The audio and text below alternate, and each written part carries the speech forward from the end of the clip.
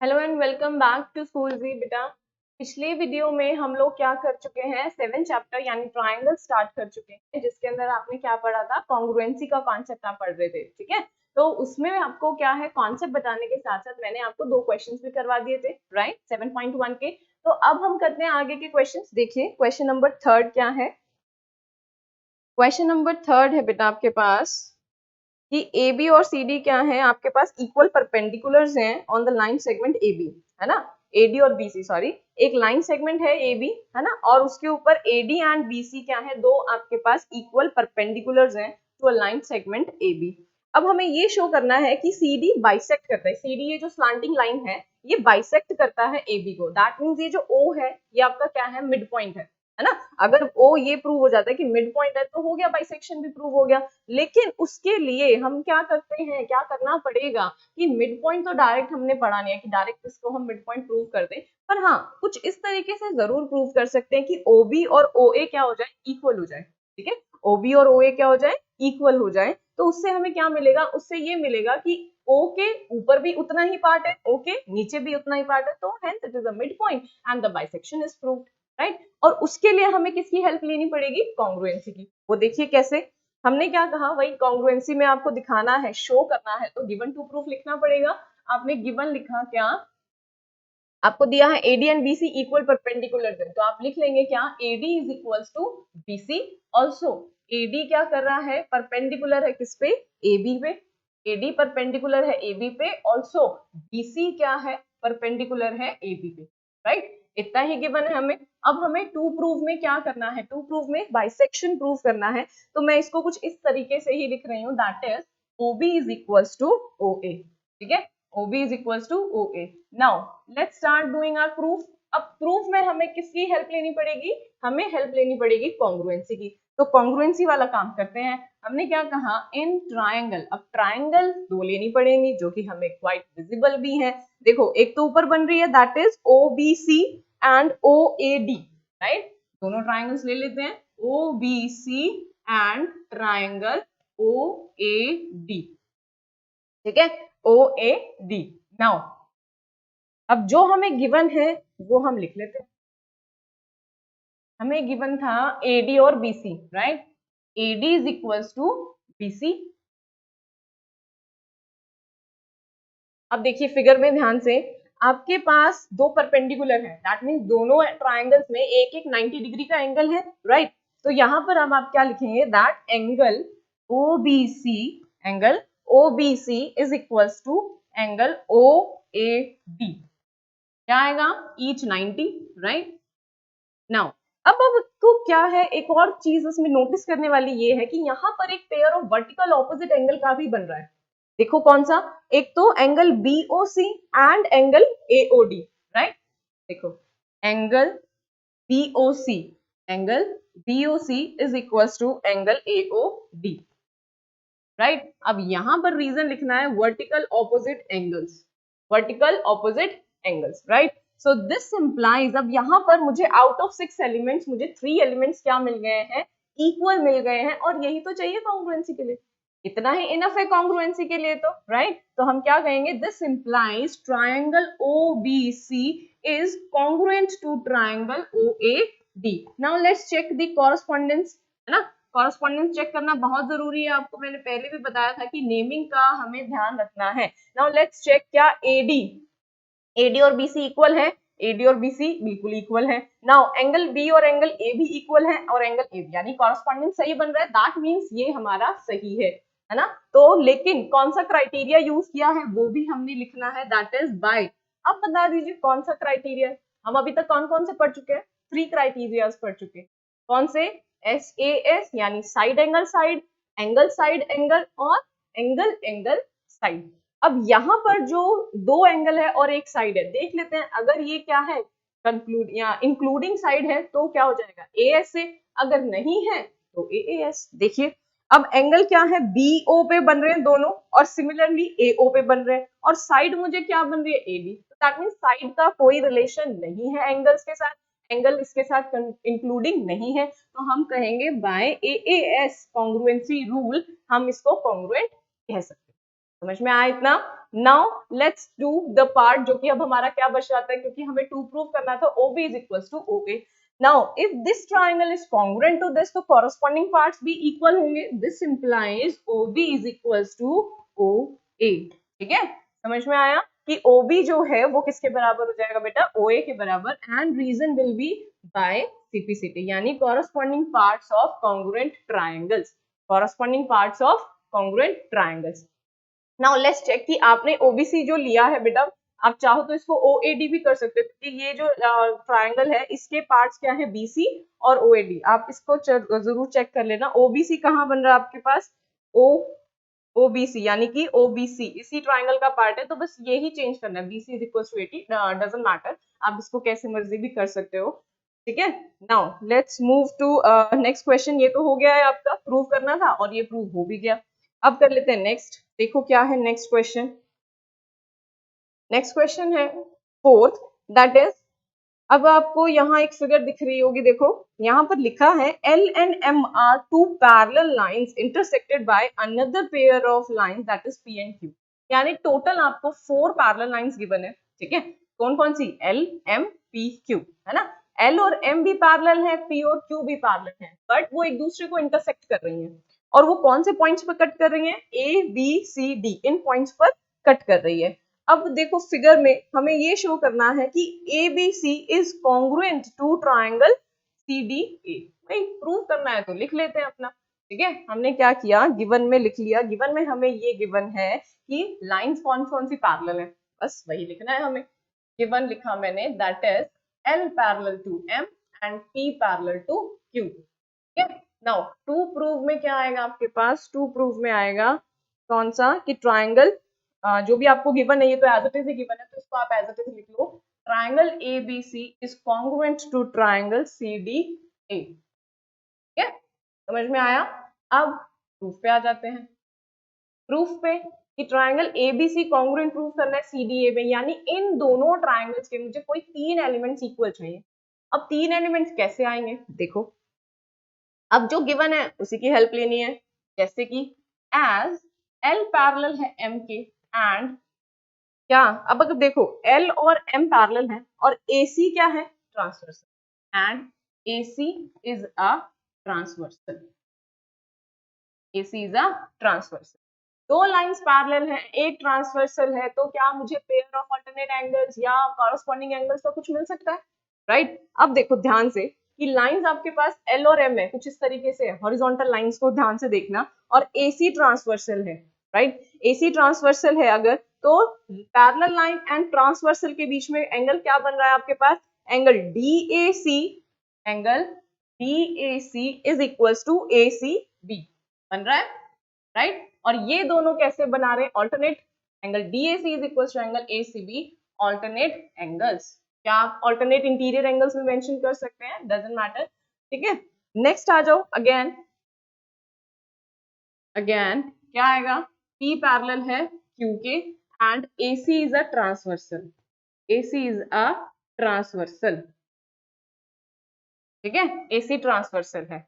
Now again यही वाला logic हम यहाँ लगा देते हैं. क्या कि आपके पास आता है क्या, जैसे यहाँ ऑल्टरनेट पेयर ले लिया, वहां पर भी ले लो. अब पैरेलल लाइंस कौन सी है? वर्टिकल वाली है ना. वर्टिकल ऑल्दो नहीं है, थोड़ी सी स्लांटिंग है, बट थोड़ा आइडिया के लिए कि ऊपर वाली जो लाइंस है कुछ जो ऐसी बनी है वो P और Q है. तो यहाँ देखो लाइंस पैरेलल जो है उनके बीच में और ट्रांसवर्सल के बीच में कौन सा एंगल बन रहा है? That is BAC and BAC और ACD. देखो BAC is equals to ACD. Angle ACD क्या आ गया? Alternate interior angles. अब देखो कंफ्यूज नहीं होना, मैंने यहाँ ऑल्टरनेट इंटीरियर एंगल मेंशन कर दिया और यहाँ ऑल्टरनेट एंगल. योर विश, आप ऑल्टरनेट एंगल से मेंशन करके भी इसको यूज कर सकते हो. राइट, अब क्या करो, अपनी इक्वेशंस को नाम दे दो. ये इक्वेशन 1, ये इक्वेशन 2. अब जो प्रूव करना है, इन दोनों ही ट्राइंगल्स के मुझे दो एलिमेंट तो इक्वल, यानी दो एंगल तो इक्वल मिल गए. अब दूसरा क्या आता है? AC, जो कि कॉमन ही है. दैट मींस 3 एलिमेंट्स आ गए इक्वल. अब बस ये चेक करना है कि ये कौन से क्राइटेरिया को सेटिस्फाई करता है, out of SAS, SSA, sorry ASA या फिर AAS, है ना. चलो start. Now in triangle ABC and triangle, कौन सा ट्रायंगल, CDA, ठीक है। अब जो आपको गिवन है वो लिख लेते हैं। गिवन क्या, हमने इसको कंक्लूड ही करा था, है ना, कि DAC angle DAC is equals to ACB। देखिए क्या ये ABC का ही पार्ट है DAC, देखो बी केयरफुल। एंड अगर मैं इसको देखती हूँ ABC में ही पार्ट है कि नहीं, DAC नहीं है बेटा इसका पार्ट, इसका पार्ट है ACD, ठीक है। तो यहाँ पर आप थोड़ा सा चेंज करना चाहो तो कर सकते हो, दैट विल बी ACB, है ना, ACB is equals to angle DAC, है ना। अब यहाँ पर हम रीजन लिख देंगे, that is from 1, right. Again क्या आएगा कि अब BAC चेक करो, BAC ये ABC का ही पार्ट है, तो BAC is equals to angle ACD from 2, ठीक है, from 2। Now AC equals to AC, क्या आ गया, पार्ट इज कॉमन, ठीक है। नाउ अब चेक करते हैं कि कौन से क्राइटेरिया से होगा ये। अब ध्यान से देखते हैं कि AC जो है क्या इसी के ऊपर है दोनों एंगल्स, एक तो है हमारे पास ACB, राइट, और दूसरा है ACD, that means included side यहाँ पर गिवन है, जो कि कैसी है, कॉमन है, और कॉमन साइड है तो इक्वल तो होनी है। तो यहाँ पर क्या आ जाएगा बेटा हमारे पास, this implies triangle ABC is congruent to triangle, कौन सी ट्राइंगल आ गई बेटा यहाँ पर, CDA।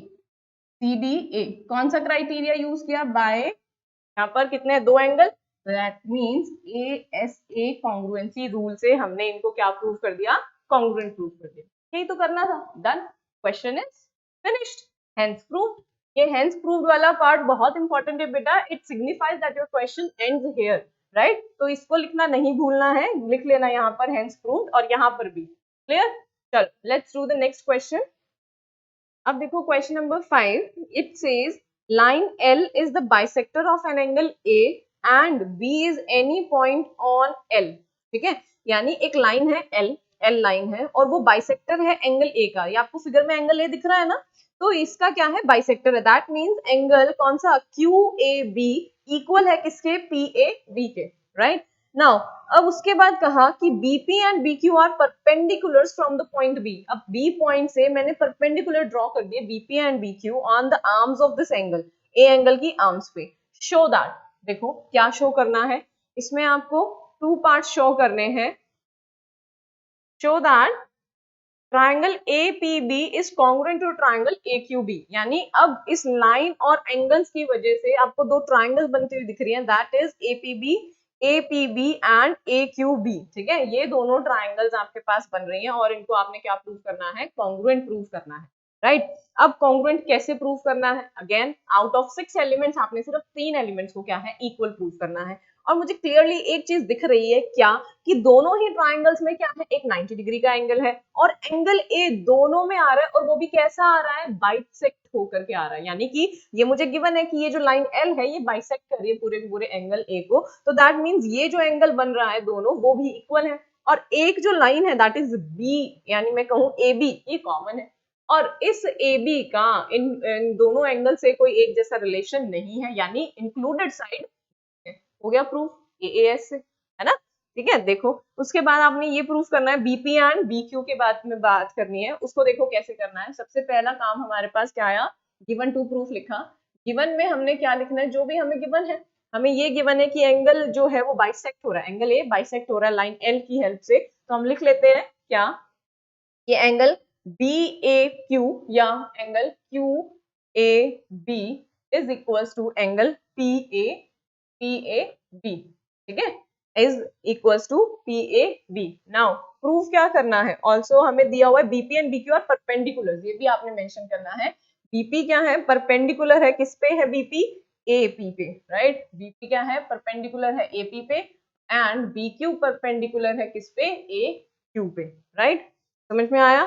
नाउ अब आपने क्या प्रूफ करना है वो लिख लेते हैं, to proof triangle APB is congruent to triangle AQB, ठीक है, क्लियर है। नाउ अब हमने प्रूफ वाला पार्ट शुरू करना है और उसमें आप जानते हैं कि जैसे ही आपने कोई कॉन्ग्रुएंसी का प्रूफ करना है पार्ट, तो आप सबसे पहले ट्रायंगल्स के नेम लिख लो, क्योंकि ऑलरेडी आपको कुछ कुछ चीजें गिवन है और आप जानते हो कुछ आपने प्रूव नहीं करना। जैसे हमने 4th क्वेश्चन में प्रूव किए थे कि ऑल्टरनेट एंगल्स के हमने पेयर लिए थे, उस तरीके से आपने कुछ नहीं करना है यहाँ पर, ठीक है।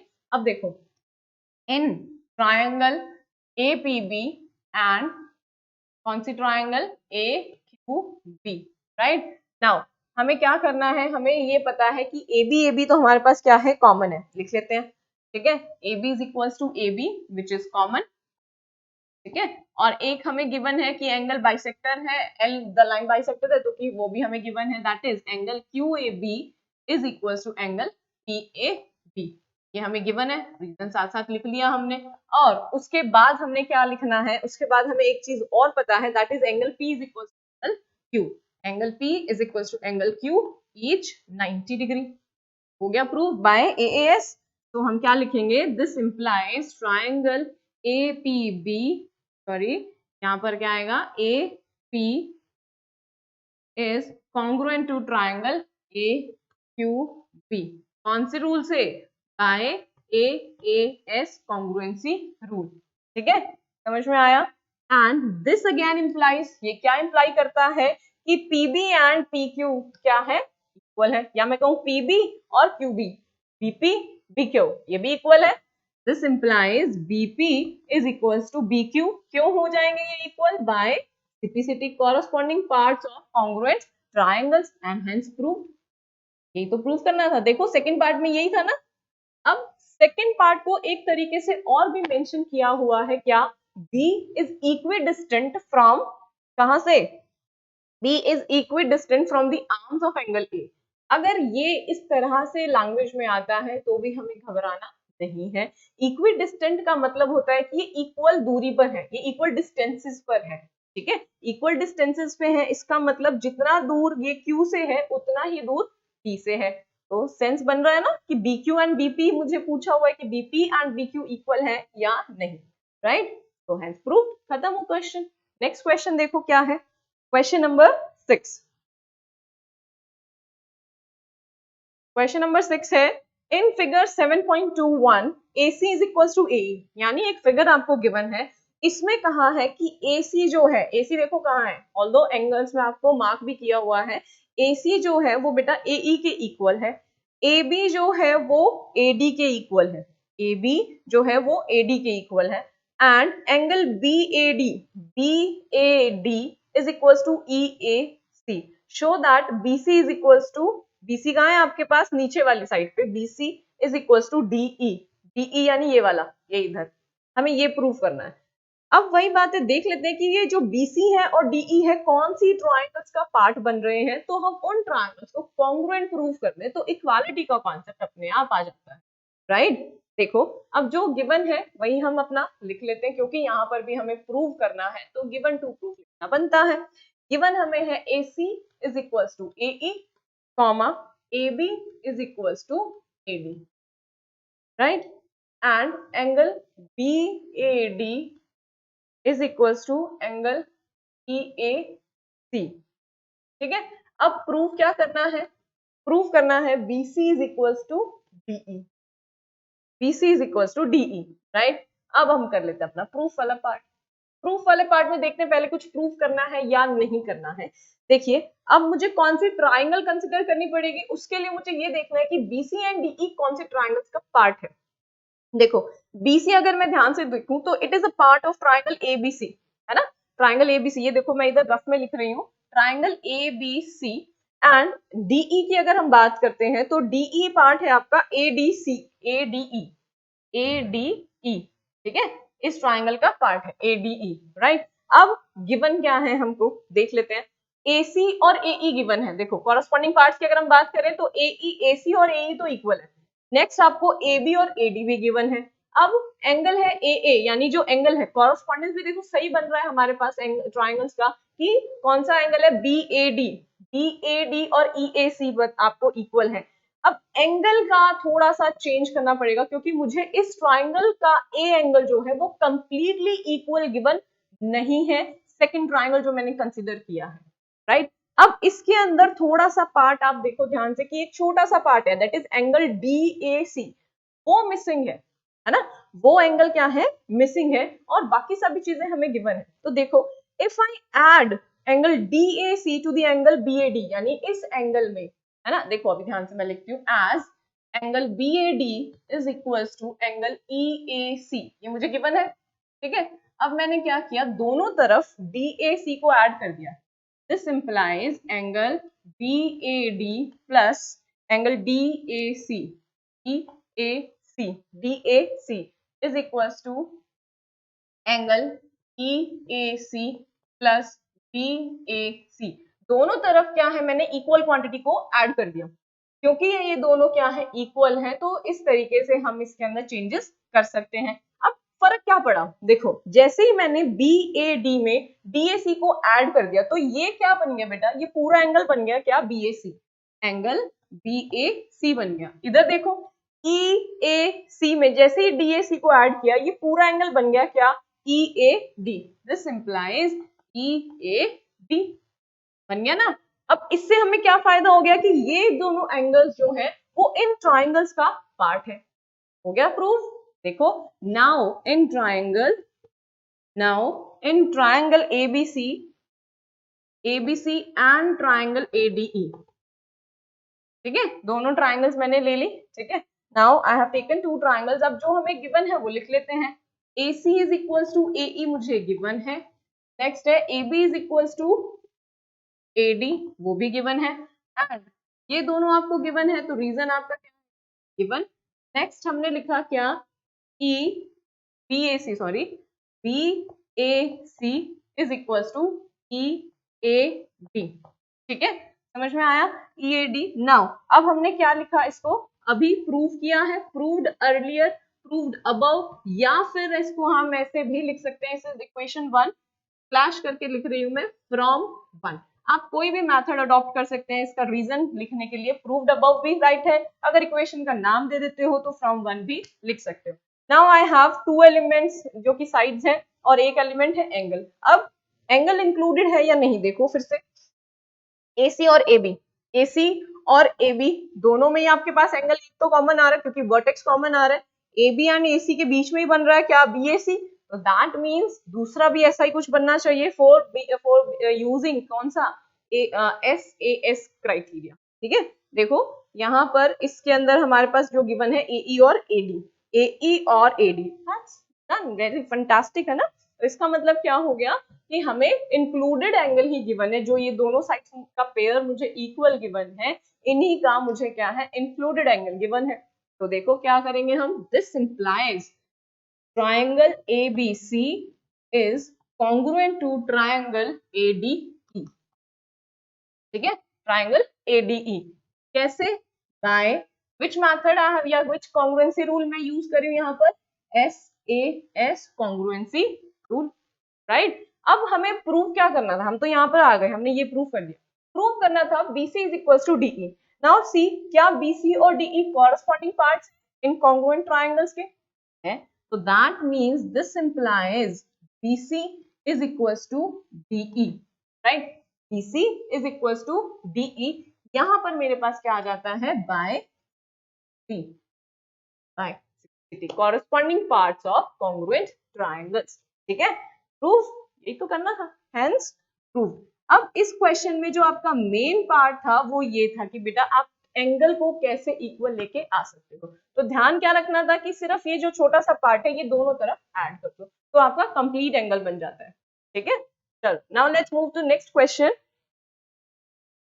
अब देखो बेटा आपके पास आता है question number 7, it says AB is a line segment, figure में आपको दिख रहा है नीचे जो है horizontal line, AB is a line segment and P is the mid point, P क्या है, मिड पॉइंट है, D और E are the points on the same side of AB such that BAD is equals to ABE, ठीक है।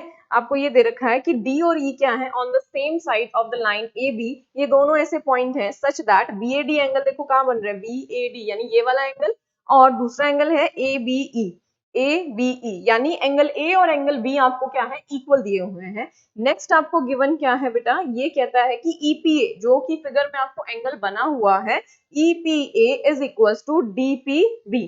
ठीक है, show करना है, देखो शो क्या करना है आपको कि पार्ट ए, दो पार्ट्स हैं यहाँ पर। पार्ट 1 है DAP triangle is congruent to triangle EBP। ठीक है, अब वही गिवन टू प्रूफ है, तो हम क्या है अपना गिवन टू लिख लेते हैं, प्रूव करना है हमें। सबसे पहला पार्ट जो गिवन है वो क्या है हमारे पास कि दो हमें दिया हुआ है कि P इसका मिड पॉइंट है। P कैसा है, मिड पॉइंट है, तो आप क्या लिखोगे, AP is equal to PB, because P is a mid point, कैसे मर्जी भी लिख सकते हो आप। ठीक है, नेक्स्ट आपको गिवन है क्या कि angle BAD is equal to angle ABE, angle ABE, right. और नेक्स्ट आपको गिवन है angle EPA is equals to angle DPB, right. ये आपको क्या है, इंफॉर्मेशन जितनी भी गिवन है आपने लिख ली। नाउ अब हमें क्या प्रूव करना है वो लिख लेते हैं। टू प्रूव, हमें कॉन्ग्रुएंसी प्रूव करना है किसके बीच में, triangle DAP is congruent to triangle EBP। ठीक है, EBP। एंड नेक्स्ट हमें प्रूव करना है कि AD is equals to BE, AD is equals to BE।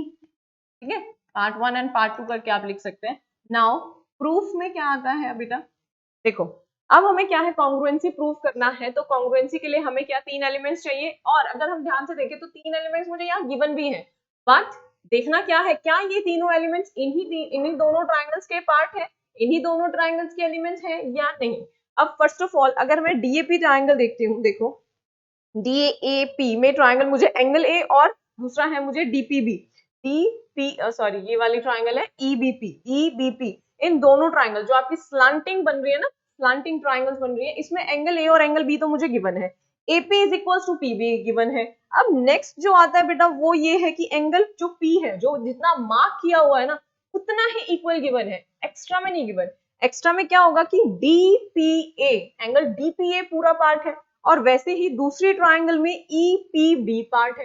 तो जैसे हमने लास्ट में किया था क्वेश्चन, लास्ट क्वेश्चन में किया था कि कुछ ऐड कर दिया था हमने, कुछ इसी तरीके से हम लोग इसमें भी करेंगे। देखो कैसे हम लिखेंगे, as angle EPA, as angle EPA is equal to angle DPB। ये दोनों इक्वल है, क्यों इक्वल है, क्योंकि ये मुझे गिवन है। अब यहाँ पर दो इक्वल स्टेटमेंट्स में अगर मैं इक्वल क्वांटिटी को ऐड कर दूं तो भी कोई फर्क नहीं पड़ेगा। This implies angle EPA plus angle कौन सा, EPD, एंगल EPD। देखो कौन सा है, ये बीच में जो एंगल बन रहा है EPD। ठीक है, दोनों तरफ इसको ऐड कर दूं, DPB plus angle EPD। Now in दोनों को करने से क्या फायदा हुआ, फायदा ये हुआ कि मुझे पूरा एंगल मिल गया, कंप्लीट एंगल। देखो कौन सा, EPA के अंदर EPD, यानी ये दोनों मिल करके आपका क्या एंगल APD बना रहे हैं। दिस इंप्लाइज मुझे क्या मिल गया, AP, या मैं कहूँ DPA, this implies angle DPA is equal to DPA, यानी ये कंप्लीट एंगल मिल गया। नाउ अब मुझे क्या मिल गया, DPB और EPD से ये मिल गया है EPB, this is equal to DPB। Clear, समझ में आया। And name it as equation 1। Now come to the triangle जो हमें प्रूफ करनी थी। इन ट्राइंगल कौन सी थी, DAP एंड ट्राइंगल EBP। ठीक है, EBP। नाउ अब हमें क्या गिवन है, AP is equal to PB, और दूसरा हमें एंगल गिवन है that is BAD is equal to ABE। ठीक है, और अभी हमने क्या है, ये दोनों तो हमें गिवन ही थे, तो इसको मैंने क्या लिख दिया, गिवन, रीजन तो लिखना है, राइट। अब नेक्स्ट मैं यहाँ कर रही हूँ, देखो क्या किया, नेक्स्ट अभी हमने प्रूव किया that angle DPA is equal to angle BPE। कहाँ से, फ्रॉम 1। ठीक है, फ्रॉम 1। सो यहाँ पर देखिए क्या कि ऑलरेडी जो ट्राइंगल्स मुझे कंसिडर करनी थी उसके दो एलिमेंट तो एज इट इज मुझे गिवन में थे, और एक मैंने प्रूव कर लिया। अब नाउ लेट्स सी कि कौन सा क्राइटेरिया यूज हो रहा है। यहाँ पर दो एंगल है और एक साइड, क्या इंक्लूडेड साइड है ये, यस इट इज। कि जो AP है, AP के एक वर्टेक्स पे तो एंगल A बन रहा है और दूसरे वर्टेक्स पर ये एंगल बन रहा है, that is DPA. That says this implies triangle DAP is congruent to triangle EBP. कौन सा क्राइटेरिया लगा? By ASA congruency rule. ठीक है. नाउ अगेन देखियो नेक्स्ट जो हमें पार्ट प्रूव करना, दैट वाज AD और BE. क्या AD और EB यानी ये तो कॉरस्पॉन्डिंग पार्ट्स हो गए. इसको आप डायरेक्ट ही लिख सकते हो क्या कि AD is equals to BE. क्यों? ये देखो DA और EB बन रहा है, तो दैट मींस बाय CPCT यानी corresponding parts of congruent triangles की हेल्प से हम ये कह सकते हैं that AD is equals to BE. Clear and hence prove. खत्म. राइट. चलो नेक्स्ट क्वेश्चन करें.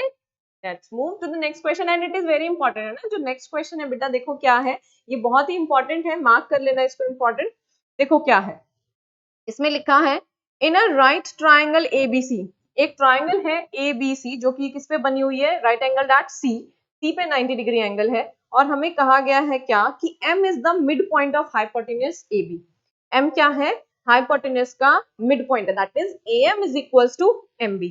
AM क्या है? MB के इक्वल है. अब C पॉइंट को मैंने M से ज्वाइन कर दिया. C is join two point M and produced to a point D such that DM is equals to CM. समझ में आया कि हाइपोटेन्यूज का मिड पॉइंट ले लिया, उस मिड पॉइंट को C से ज्वाइन करने के बाद मैंने इसको इतना प्रोड्यूस कर दिया कि जितना CM था उतना ही DM हो जाए, है ना. अब मुझे two pairs of equal line segments मिल गए, that is AM is equals to MB, DM is equals to CM. Fine. Now point D is joined to the point B. मैंने D को B के साथ ज्वाइन कर लिया. अब देखो क्या करना है. देखो अब मुझे ये शो करना है, show that triangle AMC is congruent to triangle BMD. अब देख लेते हैं कहाँ है AMC और BMD. यहाँ पर मुझे इन दोनों ट्राइंगल जो क्या है वो मतलब एक दूसरे के ऑपोजिट है, उन लाइंस को मुझे क्या है प्रूव करना, उन ट्राइंगल्स को मुझे प्रूव करना है कि वो इक्वल होंगे. ठीक है. अब उसके बाद प्रूव करना है कि DBC एक राइट एंगल होगा. फिर प्रूव करना है कि DBC ट्राइंगल जो है वो ACB के कॉन्ग्रुएंट होगी. फिर प्रूव करना है कि CM is equals to half यानी CM is equals to half of AB. अब इसके लिए सबसे पहला काम की देख लेते हैं कि AMC और BMD को कैसे प्रूव किया जाए. ठीक है. अब यहाँ पर देखो क्या करना है. सबसे पहले भाई प्रूफ वाला पार्ट है तो हम अपना क्या है गिवन टू प्रूफ लिख लेते हैं. गिवन हमें क्या है, देखो गिवन है कि CM और AM आपको मिड पॉइंट दिया हुआ है ना, तो आप डायरेक्ट इसको लिख सकते हो क्या AM is equals to BM, है ना. गिवन में आप लिखोगे क्या AM इज इक्वल्स टू क्या गिवन है CM, right. AM is equals to CM, है ना. ये लिख लेते हैं. डायरेक्ट हमें M पॉइंट गिवन है तो आप instead of writing M is a mid point आप डायरेक्ट लिख सकते हो AM is equals to BM. Sorry, फिर हमने क्या किया था M और C को ज्वाइन करके DM को भी प्रोड्यूस किया था. Also that is also given to me कि DM क्या है मुझे MC के बराबर ही गिवन है. ठीक है. MC के बराबर गिवन है. अब नेक्स्ट मुझे क्या गिवन है? नेक्स्ट तो मुझे कुछ भी गिवन नहीं है, बस अब तो प्रूव ही करना है. तो आ जाते हैं अपने टू प्रूफ पार्ट पे. टू प्रूफ में मेरे पास पहला आता है क्या कि ट्राइंगल, इसको बेटा मैं वन बाय वन कर रही हूँ. ठीक है. Triangle AMC is congruent to triangle BMD. ठीक है. हमें इसको प्रूव करना है, तो प्रूव करना है तो ले लेते हैं इसको. अब यहाँ पर नोटिस करने वाला ये है कि इसके अंदर मुझे जो तीन एलिमेंट इक्वल प्रूव करने हैं उसमें से दो तो मुझे ऑलरेडी गिवन है. क्या AM is equals to BM और DM इज इक्वल्स टू यानी DM is equals to CM. अब इन दोनों ट्राइंगल्स को फिगर में केयरफुली ऑब्जर्व करो तो आपको क्या है एक वर्टिकल ऑपोजिट एंगल का पेयर मिलेगा. कैसे? M पॉइंट पे देखो क्या है AMC एंड BMB या BMD, है ना. BMD दोनों जो M पॉइंट पे जो एंगल बन रहे हैं ये वर्टिकल ऑपोजिट एंगल्स है ना. ठीक है. तो ये मिल गया मुझे. ऑल्सो जो साइड्स है उन्हीं के बीच में ये एंगल है, तो कौन सा क्राइटेरिया लग गया यहाँ पर? यहाँ लग गया साइड एंगल साइड. ठीक है. तो क्या लिखेंगे? In triangle AMC and triangle BMD. ठीक है. आपको जो गिवन है वो हम लिख लेते हैं क्या कि AM is equals to BM and CM is equals to DM. अब ये दोनों पार्ट्स आपको क्या है, गिवन है, ठीक है, ये दोनों पार्ट्स ही क्या है, आपको गिवन है। अब एक पार्ट आपने क्या करना है प्रूव, जो कि वर्टिकल ऑपोजिट एंगल वाला पार्ट है, दैट वाज कि एंगल डीएमबी या angle BMD, angle BMD is equals to angle कौन सा, एएमसी, एएमसी। क्या रीजन लिखेंगे, वर्टिकल ऑपोजिट एंगल्स, ठीक है, वर्टिकल ऑपोजिट एंगल्स। तो दिस इंप्लाइज, क्या इंप्लाई करता है ये इंप्लाई करता है, this implies triangle AMC is congruent to triangle BMD, right? हो गया, पर कौन सा क्राइटेरिया लगा, by SAS congruency rule, right?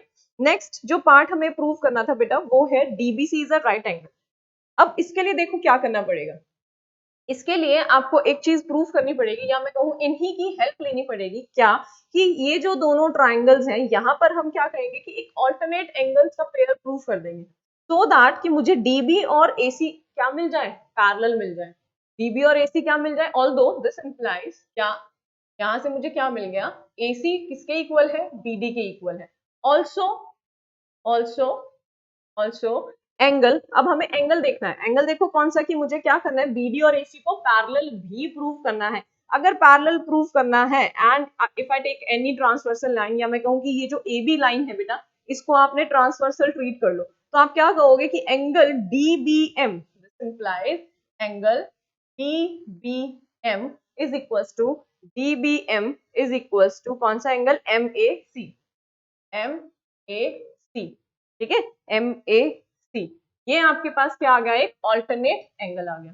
है ना। ये कैसा आया, ये दोनों पार्ट क्या कैसे आए आपके पास, बाय सीपीसीटी आए हैं ये तो, है ना, ये कैसे आए, सीपीसीटी आए। यहाँ पर देख लीजिए डीबीएम ये इस ट्राइंगल का पार्ट बन रहा है और एमएसी इस ट्राइंगल का पार्ट बन रहा है। थोड़ा सा आप शिफ्ट कर लीजिएगा कि यहाँ पर आप एमएसी और यहाँ पर डीबीएम लिखे, ठीक है। अब ये दोनों आप क्या बना रहे हैं, पेयर ऑफ ऑल्टरनेट एंगल्स बना रहे हैं, तो इसको आप मेंशन करेंगे क्या, बट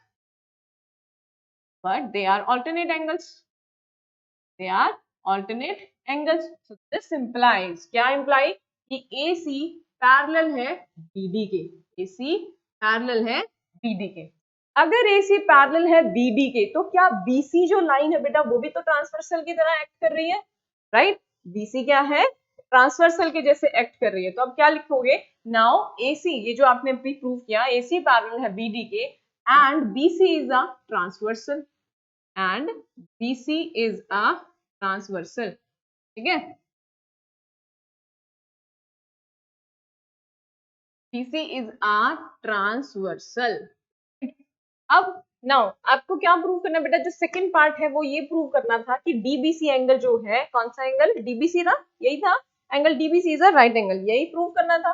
तो अब यहाँ पर हम अपना क्या करते हैं, स्टार्ट करते हैं प्रूफ फॉर सेकंड पार्ट, है ना, प्रूफ फॉर सेकंड पार्ट। अब ये दोनों चीजें क्या है, आपने एज इट इज रिपीट कर लो, या फिर आप चाहो तो इस लाइन को ओमिट भी कर सकते हो।